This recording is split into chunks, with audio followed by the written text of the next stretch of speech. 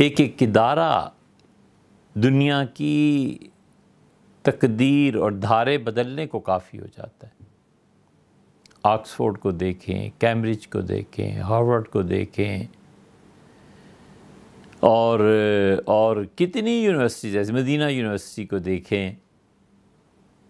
یہ سب تعلیمی ادارے ایسے ہیں کہ انہوں نے دونوں طرح سے دنیا کو متاثر کیا ہے، براہ راست بھی اور بالواسطہ بھی۔ یہاں کے فضلاء، یہاں کے پڑھے لکھے، وہ اچھے تھے، برے تھے، لیکن جو بھی اس مزاج اور رنگ میں اساتذہ نے ڈھالا تھا، انہوں نے مکمل اپنا رنگ ظاہر کیا۔ وہ رنگ پسند آئے نہ آئے، اور وہ رنگ گہرا ہوا، اور کوئی اس کی تاریخی مخالفت یا موافقت، لیکن امر واقعہ یہ ہے کہ ان تعلیمی اداروں نے کام کیا۔ اللہ تعالیٰ کے اس فضل کا اظہار ضروری ہے کہ جو لوگ کام کر رہے ہیں ان کے کام کو اتنا ہلکا نہیں لینا چاہیے۔ اس وقت پوری دنیا میں دیوبند کا ریکارڈ جتنا ہمارے یہاں ہے کسی کے پاس نہیں، حتیٰ کہ ہماری لائبریری میں الحمدللہ وہ رسالے موجود ہیں جو حضرت مولانا قاسم نانوتوی رحمۃ اللہ علیہ کی زندگی میں چھپے تھے۔ 48 لاکھ یا 52 لاکھ روپے کے خرچے سے دنیا بھر میں گھوم کے ہی جمع کیا ہے، تاکہ ہماری آئندہ نسلیں پڑھیں اور جانیں کہ دیوبند کی تحریک کس طرح اٹھی تھی اور کس طرح مخالفتیں اور موافقت جو بھی ہوتی ہے، کوئی حرج نہیں ہے۔ نظریات میں مخالفت، موافقت، جب نیتیں صاف ہوں اور زبان شائستگی کے ساتھ دلائل کو پیش کرنے کا تحمل رکھتی ہو، تو افکار کے اختلاف سے ترقی ہوتی۔ 1908 کی آپ رویداد نکلوائیں کہیں سے، دیوبند کی شورا نے پاس کیا کہ ہمیں دیوبند میں انگلش پڑھانی ہے،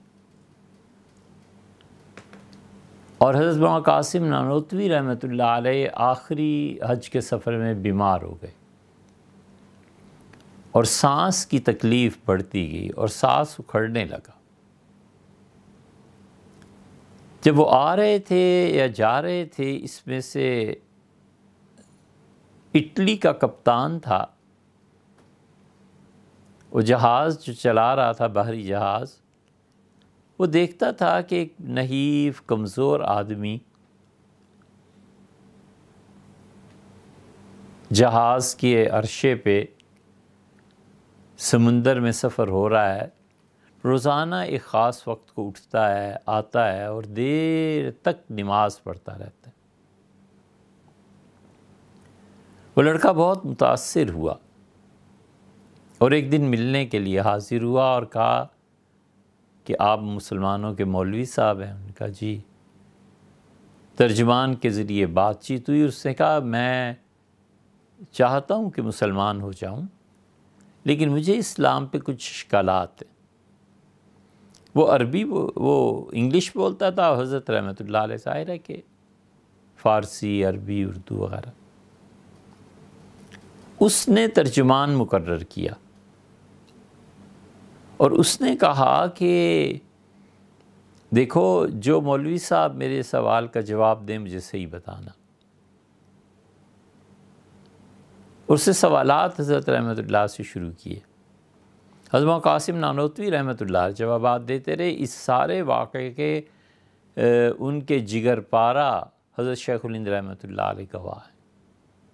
فرماتے تھے کہ وہ سوالات پوچھتا تھا، ہمارے حضرت جواب دیتے تھے، تو ایک جگہ پہنچ کے پھر حضرت رحمۃ اللہ علیہ رک گئے۔ انہوں نے کہا دیکھو بھیا، اگر تم صحیح ٹرانسلیشن کر رہے ہو تو پھر تو یہ سوال پیدا ہی نہیں ہونے چاہیے تھے، میں نے تو ابھی جواب دیا اور بھی پھر وہی چیز ہے وہی ہے۔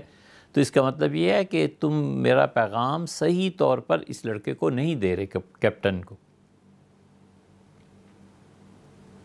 بات بظاہر آئی گئی ہوگی۔ حضرت شیخ الہند رحمۃ اللہ کہتے ہیں جب ہم واپس آئے تو حضرت نے مجھ سے فرمایا کہ میں ہندوستان جا کر سب سے پہلا کام یہ کروں گا کہ انگلش سیکھوں۔ مولوی محمود، میں انگلش سیکھوں گا، پھر لندن جاؤں گا، ایک ایک چوک پر کھڑے ہو کے اسلام کی حقانیت کو بیان کروں گا، جس طرح پادری ہمارے ملک میں آئے ہیں اردو سیکھ کے اور ایک ایک چوک پہ کھڑے ہو کے حضرت رسالت پناہ صلی اللہ علیہ وسلم کا مذاق اڑاتے ہیں، اسلام پہ اعتراضات کرتے ہیں۔ اب ہمارا بڑا کام یہی ہے کہ میں جاؤں گا اور انگلش سیکھوں گا۔ حضرت فرماتے تھے کہ جب ہندوستان واپسی ہوئی تو مرض اور بڑھ گیا، سانس کی وغیرہ وغیرہ، پھر انتقال فرما گئے۔ 1908 میں دارالعلوم نے یہ پاس کیا کہ ہم اپنے بچوں کو انگلش سکھائیں گے، تاکہ دنیا میں جو بڑھتا ہوا رجحان ہے الحاد کا اور اسلام کی دشمنی کا، ہم اس کا جواب دے سکیں۔